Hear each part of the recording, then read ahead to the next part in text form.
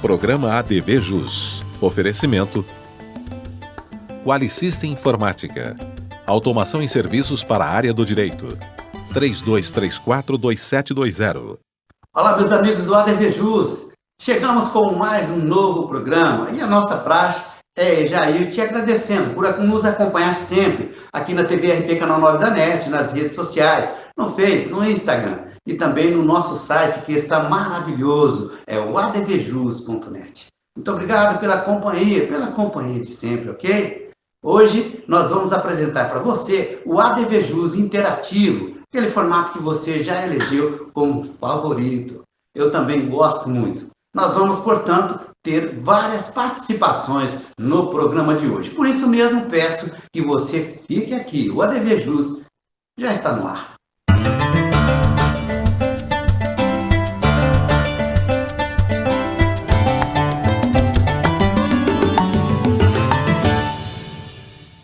Legal, como eu falei, várias participações hoje aqui no ADV Jus, que está uma maravilha. A primeira participação nós vamos falar a respeito de administração e tecnologia jurídica, com o Dr. Rafael Marioni, nosso parceiro de ADV especial. Confira.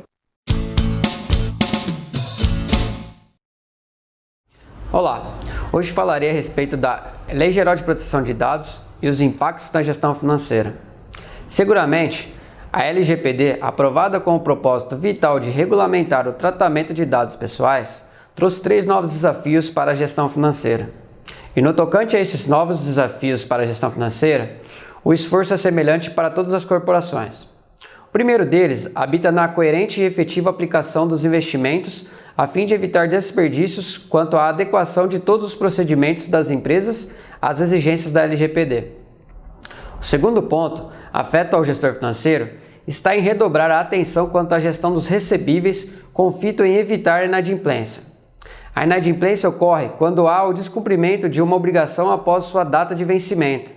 Disponíveis no mercado, inúmeros métodos estatísticos e sofisticadas ferramentas tecnológicas em condições de antever ou mesmo evitar uma potencial quebra de cumprimento. E a LGPD, ao criar limitadores na manipulação das informações, exigir o consentimento para o acesso e o cruzamento de dados em busca de perfil e histórico oriundos de várias fontes disponíveis e outras exigências que a nova lei trouxe às empresas, dentre elas o sigilo e a finalidade, dificultam estratégias preventivas e acautelatórias por parte do gestor financeiro. Você venderia uma mercadoria ou prestaria um serviço a um inadimplente recorrente? Se tivesse informações prévias quanto a essa situação de reincidência, assumiria o risco ou aumentaria multa e juros? Exigiria fiador, garantia, negaria parcelamentos? E, fracassada todas as ações preventivas oriundas de uma eficiente gestão de recebíveis, visando evitar a inadimplência, a atenção passa a ser canalizada nas estratégias de cobrança administrativa e jurídica para reaver o crédito. Surge assim o terceiro e último ponto de atenção da gestão financeira, na medida em que o sucesso de tais estratégias depende do acesso aos dados pessoais dos devedores, e tais quais endereço, telefone e e-mail. Enfim, os 3 novos desafios revelados ao gestor financeiro frente aos limites impostos pela LGPD exigem deste a perseguição por novas habilidades, uma constante atualização e busca por novos conhecimentos, experiências, controles, sistemas e métodos estatísticos sofisticados e tecnológicos, tudo isso com fito em evitar o afrouxamento do ciclo financeiro, item vital de sobrevivência de uma corporação. Em breve voltaremos com administração e tecnologia jurídica. Até lá! Ok, muito obrigado, doutor Rafael. Meus amigos, esta semana a grande mídia repercutiu e muito o caso Queiroz, um caso aí de nível nacional. E como envolve o direito penal, eu pedi a participação do nosso colega aqui da matéria, o doutor André Servidoni, para que fossem alguns pontos esclarecidos sobre este episódio. Com o doutor Servidoni, vamos ver o que ele tem a nos dizer. Legal, meus amigos, como eu falei, nós vamos falar agora com o nosso parceiro aqui de ADV Especial. Ele é especialista na área do direito penal, o doutor André Servidoni, também professor meu parceiraço. Muito obrigado por ter aceito o meu convite, doutor André Servidoni. Doutor Marcos, prazer estar falando novamente aqui com você. Um abraço. Legal. Doutor, tem questões aí que estão dominando a mídia, né, com relação ao relacionamento advogado-cliente, né? Algumas pessoas nos enviaram aqui alguns questionamentos e eu vou passar agora para a sua reflexão. O primeiro deles, pode acontecer de o advogado pedir para que o seu cliente, na área do direito penal, né, que já é réu, para que ele não se apresente? Eu penso que sim. Por quê? Porque o advogado não tem uma obrigação legal de indicar ou levar o cliente até o juiz. Cabe à justiça procurar o réu. O que acontece, e a gente vê em alguns casos, é que o advogado extrapola a defesa técnica, profissional, e acaba se envolvendo um pouco mais com o cliente. E isso causa algumas dificuldades. Então, nesse caso específico, respondendo, o advogado não precisa levar o cliente até o juiz. O doutor não pode apaixonar pela causa, né? Agora, um segundo questionamento é o seguinte: em caso, né, de realmente acontecer isso, o advogado não apresentar o cliente dele, pode surgirem ali algumas suposições e até alegações em nível de Ministério Público, né, e outras pessoas também, de que o advogado ele estaria escondendo o réu. Aí já vai para uma seara um pouco mais complicada, né, doutor? Não, sem dúvida, doutor Marcos. Eu acho que tem a lei prevê que o advogado tem várias garantias e vários direitos. Então, a advocacia tem respaldo na Constituição, no próprio Estatuto da OAB, no próprio Código de Processo Penal, e dentro dessas garantias está de que o advogado não tem qualquer responsabilidade de indicar o endereço do réu, de levá-lo até o juiz, de fazer essa autoacusação. Então, nesses casos específicos, cabe à justiça procurar o réu. O que acontece, nós verificamos agora nessa situação que está na imprensa, é que o advogado, na minha visão, extrapolou um pouco mais esse limite legal. Ele forneceu uma casa para que um dos investigados, um dos réus, ficasse hospedado. Eu acho que aí há sim um excesso da conduta do advogado. Não estava para proteger o réu, e sim para acobertá-lo nessa situação. Então, o advogado tem que tomar muito cuidado, porque é uma linha entre a legalidade e um fato criminal. É bem tênue, né, doutor? Agora, na questão que inclusive foi alegada, doutor, que isso aconteceu por questões humanitárias, né? Quer dizer que talvez isso poderia, em um outro tipo de caso, quem sabe poderia até ter relevância. Não nos parece que nesse caso isso seria cabível ou aceitável. De fato nenhum, doutor Marcos. Na minha visão, eu acho que teria que ser feito o seguinte: se o acusado, o réu, está passando por dificuldades, ele poderia até indicar alguém para ajudar, fazer alguma colaboração financeira, alguma coisa assim, mas não se envolver pessoalmente na situação. Eu acho que o advogado, especificamente nesse caso que nós estamos comentando, ele não poderia ter feito isso. Inclusive, o que é importante dizer é que tem 2 artigos no Código Penal que são o favorecimento pessoal e o favorecimento real, que a doutrina e a jurisprudência já encaixam um advogado nesses tipos penais. Que quer dizer o seguinte: o favorecimento pessoal é quando você, com alguma conduta, favorece o réu que está sendo procurado ou está sendo processado pela justiça. Isso o advogado pode ser condenado, sim. E o favorecimento real é quando o advogado, uma situação, por exemplo, de acobertar o benefício do crime. Ele escondeu dinheiro, esconder a arma, tudo isso o advogado acaba sendo penalizado. Então, voltando a dizer, doutor Marcos, eu acho que nós, advogados, temos várias garantias e vários direitos, mas temos que tomar cuidado para não se envolver em demasia com o réu, com o acusado, porque isso pode ser contra nós mesmos, porque nessas situações, além de ter um processo criminal, nesses dois tipos penais que eu comentei, ainda o advogado vai sofrer uma punição ética dentro da OAB por infração ética, né? Ok, muito obrigado, doutor André Servidoni.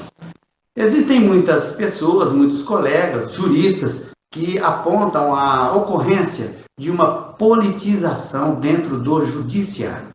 A respeito desse assunto, eu falei com o professor de Direito Constitucional, nosso queridíssimo doutor Dirceu Crisóstomo. Veja só o que falamos a esse respeito.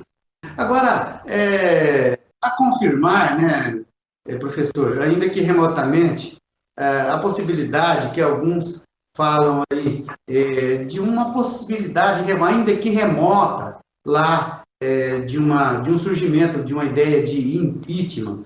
Você acha que com tudo isso que a gente vê da politização, isso aí pode ser ter como origem, quem sabe, lá na Suprema Corte, ou o senhor acredita que não?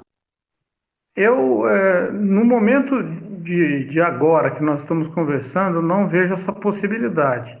É óbvio que os fatos sociais se alteram e às vezes com uma velocidade muito grande. Mas há dois fatores que historicamente não significam que estejamos próximos de impeachment. O primeiro deles, e importante, não é o apoio do Congresso Nacional.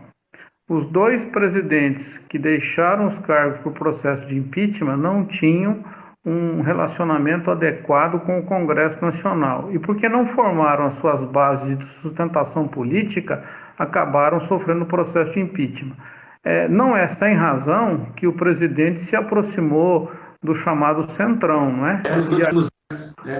Acho que uma das razões foi para se blindar um pouco dessa possibilidade, como você chama de ainda que remota, de impeachment, né? Ele já tem o número de votos, aparentemente, o número de votos necessários para barrar qualquer processo desse. E o Congresso, ele é bastante sábio em relação a isso, né? Eles só avançam com o impeachment quando eles têm, pelo menos, uma previsibilidade confortável de que o número de votos vai levar, sim, à abertura do processo. Em segundo lugar, é a questão da popularidade do presidente. Ainda que ela tenha caído em relação ao que foi, né, mas o desgaste político público do presidente ainda não me parece que esteja num percentual em que a grande maioria da população vá dizer sim a esse processo de impeachment.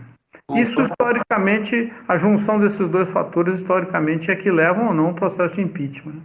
Legal, muito obrigado, doutor Dirceu Crisóstomo. Chegamos no nosso intervalinho, que é curtinho, voltamos já, aguarde. Qualisystem Informática. Oferecemos o melhor para você em serviços de tecnologia. Apresentamos o Legali Web, perfeito para qualquer tipo de advocacia. Também o Quali Saúde, controle total em gestão de planos de saúde. E disponibilizamos sistemas e integração, suporte técnico e muito mais. Qualisystem Informática, 20 anos de experiência. Consulte-nos. Arcângelo Imóveis, venda, locação e administração. Compromisso e confiança. Arcângelo Imóveis.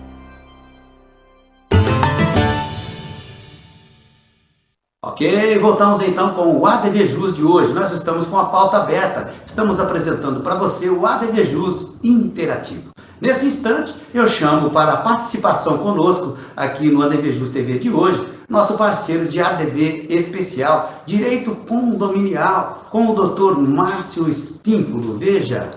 Meus amigos, como eu falei, aceitou o nosso convite para falar um pouquinho a respeito de uma importante questão. Meu parceiraço aqui de ADV especial, Dr. Márcio Espínculo, e a gente vai falar que realmente tem novidade, uma nova legislação. O Dr. Márcio vai explicar. Dr. Márcio, muito obrigado de ter aceito o convite, viu, para falar desse importante assunto. Temos uma nova legislação em vigor, doutor? Olá, Marco e amigo do ADV especial. É um prazer estar com você mais uma vez, uma honra aqui. Exatamente, nós temos aí uma lei, é uma lei transitória que ela será válida até o dia 30/10 agora de 2020. Lei essa que é oriunda de um projeto de lei, o projeto 1179, que haviam ali 3 artigos, dentre outros assuntos, 3 artigos relacionados a condomínios, artigos 11, 12 e 13, e foi para a sanção, foi aprovado no Congresso Nacional, e ao chegar para a sanção do presidente, somente 2 desses artigos foram sancionados e um deles foi vetado. Doutor Márcio, evidentemente que todo novo dispositivo, quando ele entra em vigor, ele tem lá aquele debate anterior e depois também da promulgação tem aquelas pessoas que acham que foi muito bom a entrada em vigor de alguns dispositivos e alguns nem tanto. Eu gostaria que o senhor fizesse uma reflexão, né, com as vantagens e as desvantagens, né, e com relação também ao veto, doutor. Muito bem. Como nós dissemos, eram 3 artigos, e esses 3 artigos tratavam basicamente do seguinte: o artigo 11 sobre restrição, poderes, né? Poderes extraordinários para o síndico nesse tempo de pandemia, para evitar a propagação do Covid-19, ele teria maiores poderes dentro do condomínio, dentre eles, restringir a utilização das áreas comuns e também a possibilidade de ele restringir ou até proibir a entrada de pessoas nas unidades privativas, se ele entendesse que isso ia causar alguma reunião ou uma festividade que seria aí sinônimo de uma aglomeração. Então, esse artigo 11, o 12, falava sobre as assembleias virtuais, a possibilidade de, nesse tempo de pandemia, serem realizadas assembleias não presenciais e também com uma possibilidade de se prorrogarem o prazo do mandato do síndico que se vencer nesse tempo de pandemia, até 30/10, caso não haja possibilidade de ser realizada essa assembleia virtual. E o artigo 13 vem dando uma entonação maior na questão da prestação de contas do síndico nesse período. Então, desses 3 artigos, o 12 e o 13 foram sancionados, que trata da assembleia e da prestação de contas, e o artigo 11 foi vetado pelo presidente. Doutor, porque ficaria também muito subjetivo, né, deixar caráter ali do síndico, né, a gente não vai entrar, eu principalmente, no mérito com relação ao acerto desse veto, que me parece que foi sim muito acertado, mas caso persistisse ou insistisse nesse ponto, ficaria sim uma interpretação muito subjetiva, poderia trazer vários gravames aí para o condomínio, não é isso, doutor Márcio? É verdade, Marco, isso poderia acontecer. Por isso que, nas razões do veto que o presidente colocou, ele disse exatamente isso. Em primeiro lugar, que o Estado não deve interferir na vida de cada condomínio. Não é possível se fazer uma lei única para todos os condomínios, visto que cada um tem a sua especificidade, tem as suas particularidades. E o segundo motivo pelo qual ele vetou foi de que ao síndico não cabe o poder sozinho de resolver os problemas oriundos de uma coletividade, como, por exemplo, fechar ou abrir áreas comuns do condomínio. Então, isso tem que ser, segundo ele, nas razões do veto dele, tratado numa assembleia, mesmo que de forma virtual, Marco. Então, esse 11 vetado é o artigo que teve problema. E hoje aqui nós estamos falando, mas ainda estamos num prazo, digamos, de carência, que esse veto ainda pode ser derrubado, mas, por enquanto, ele não é lei. Esperamos que tenham parcimônia por lá, né, doutor? Agora, com relação aos artigos aí que foram sancionados, quer dizer que são artigos que vão trazer benefícios para a área do direito condominial, né, doutor? Perfeito. No meu entendimento pessoal, já não era proibido fazer assembleias não presenciais. Mas, vindo uma lei ratificando isso, é muito importante porque elimina qualquer discussão sobre esse assunto, né? Então, o síndico ele deve, sim, procurar resolver os problemas do condomínio, não de forma unilateral, mas buscar aí o consenso através de uma assembleia. Cada condomínio tem, como o próprio presidente disse, eu também concordo, as suas particularidades, né? Cada condomínio é uma micro-sociedade que tem que resolver os problemas dela ali dentro mesmo, entre eles que sabem as dificuldades, os problemas que cada um tem. Então, precisa ser resolvido pela maioria dos condôminos, né? O síndico resolver isso sozinho, Marco, ia trazer um problema muito sério para ele, uma responsabilidade muito grande para os ombros dele, porque, como você disse, é muito subjetivo. Como é que o síndico ele vai deixar entrar uma pessoa e não vai deixar entrar outra? Um pai, um parente, um irmão que for, de repente, ali, ele pode interpretar que eles vão fazer uma reunião, porque o conceito de reunião é a união de 2 ou mais pessoas. Então, veja a que ponto poderia chegar. Então, penso eu que foi acertado o veto também. Agora, esperamos que não seja derrubado, que fique realmente somente o artigo 12 e o 13 dessa lei valendo. Ok, muito obrigado, doutor Márcio.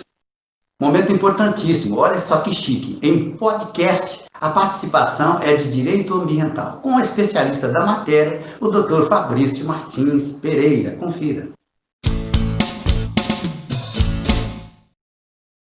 Olá, amigos do ADVJus. Hoje, no ADVJus Especial, nós vamos falar um pouquinho a respeito do nosso município, a cidade de Ribeirão Preto.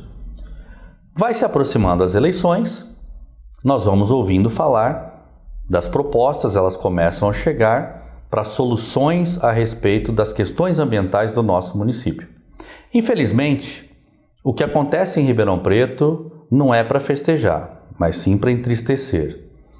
Nós verificamos a longa data, por exemplo, que as galerias pluviais de Ribeirão Preto, elas se misturam embaixo da nossa cidade com as redes de esgoto há muito tempo.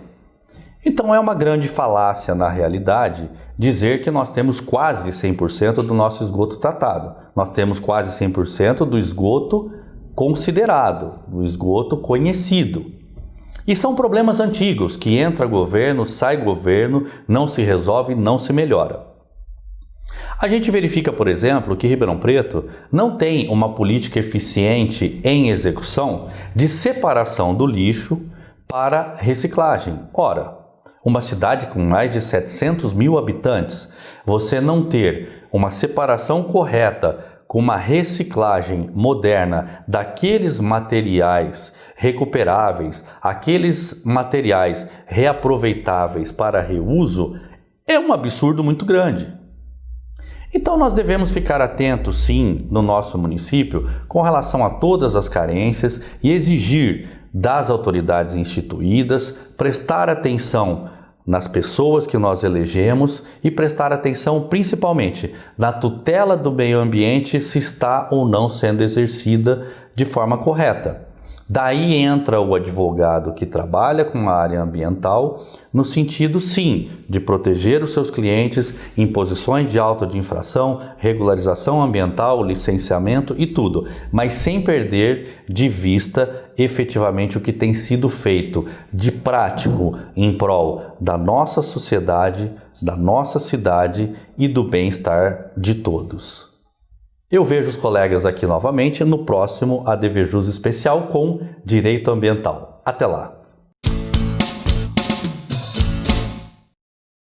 Ok, muito obrigado, doutor Fabrício Martins Pereira, nosso parceiro de ADV Especial, especialista na área do direito ambiental. Meus amigos, eu sempre bato numa tecla importantíssima aqui em nosso programa, a importância do advogado ser lembrado. Aliás, para ser lembrado, ele precisa ser visto. Então, eu acho que nesse viés torna-se imprescindível que o advogado se dê bem com câmeras e microfones. Nesse viés, eu gravei uma importante reflexão para que os nossos colegas observem só o que pode ser aplicado no dia a dia da advocacia. Confira comigo. Vai longe o tempo em que apenas uma placa de aço retangular medindo 20 por 40 fixada na parte externa do escritório de advocacia, preferencialmente situado em uma praça ou avenida de grife, constando apenas o nome do profissional da advocacia, já era suficiente para trazer um fluxo de clientes em busca do nobre serviço. Muitas fases se sucederam na busca dos préstimos, evidentemente, que foram ganhando cada vez mais contornos, cada vez mais importância dentro do cenário, mas ganharam também uma avalanche inesperada de novos causídicos, novos advogados. Como num passe de mágica, a população brasileira, que na época de 1970 contava com 90 milhões, saltou para os 220 milhões aproximados aí nos dias de hoje. O que correu numa velocidade ainda superior no Brasil foi a instalação de cursos de direito. Isso é um fato. Então, com o inegável inchaço da profissão, uma pergunta cabível é: Como trazer clientes para a banca? Talvez a resposta esteja em outra pergunta. O que fazer, o que deve ser feito para se chegar a novos clientes num universo tão disputado? Olha, existem sim maneiras legais de se chegar a esse objetivo. Existem várias, inclusive. A que eu mais acredito é o marketing jurídico de imagem, onde o profissional da advocacia, especializado em determinada área, apresenta de forma breve, em áudio e vídeo, a sua abordagem ao tema de domínio. Isso porque atualmente são poucos ou pouquíssimos aqueles que se interessam por longos artigos e até mesmo pela leitura de livros impressos. Isso é fato. Entretanto, um grande mistério envolve o audiovisual. Esta ótima ferramenta exige conhecimento, aplicação e operação de profissionais especializados. Não atentos a este importante ponto, colegas advogados são levados a acreditar que simples postagens em redes sociais já são suficientes. Lê do engano, pois likes e curtidas apenas dão a sensação de destaque momentâneo, além de um certo status, mas não ajudarão a trazer novos clientes. Por isso é melhor escolher com cautela o caminho a ser seguido. A regra é ser visto para ser lembrado, e não apenas aparecer incessantemente e irritar possíveis clientes. Essa prática de insistência que ninguém mais aguenta ou suporta é altamente reprovável. Sem esse importante cuidado para a escolha de um responsável pelo marketing jurídico e de divulgação dos préstimos do advogado, o nobre causídico certamente estará fadado a ser mais um náufrago da advocacia. Legal, finalizo o programa de hoje agradecendo mais uma vez a você que sempre me acompanha aqui na TV RP Canal 9 da NET, nas redes sociais, no Face, no Instagram. Peço que você, por favor, inscreva-se em nosso canal do YouTube, que é youtube.com/advjusnet. Navegue, por favor, em nosso site. Como disse no início, está maravilhoso. Fico por aqui, prometo voltar breve com um programa inédito. Um forte abraço. Até o próximo.